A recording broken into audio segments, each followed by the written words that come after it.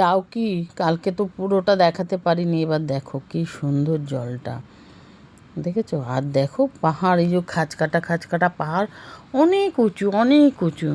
এই পাশ দিয়ে একদম পাশ দিয়ে আমরা যাচ্ছি। যেতে যেতে যা দেখলাম সেটাই দেখাবো তোমাদের, দাঁড়াও দেখছি। লোকেরা বিভৎস করে একটা আওয়াজ করছে মাঝে মাঝে,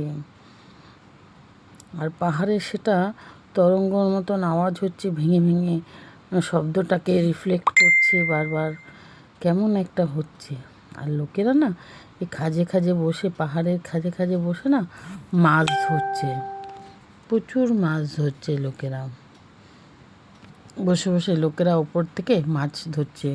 আর জলটা তো কাচের মতন সুন্দর। একটা লোক দেখবে এখানটাতে, দাঁড়াও কোথায় গেল, ওই দেখো এরকম বসে বসে লুকিয়ে সবাই মাছ ধরছে, যাতে কাউকে দেখা না যায়।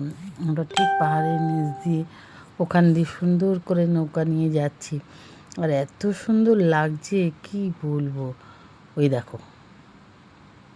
দেখো লোকটাকে, ওখানে কি করে গেল উনি, অনেক উঁচু পাহাড়, ওখানে গেল কিভাবে বেয়ে বেয়ে জানি না, হয়তো নদী করে নৌকায় করেই গেছে, গিয়ে ওখানে মাছ ধরছে।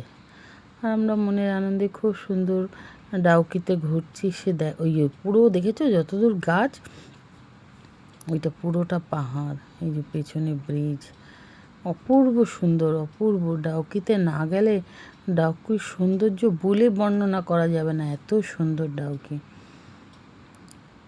পাহাড়টা দেখো কীরকম শক্ত পাহাড়, একটা পাতা পর্যন্ত পড়ে না এখানে, পাতা পড়লে নাকি বলছে পাখিরা তুলে নিয়ে যায় এরকম।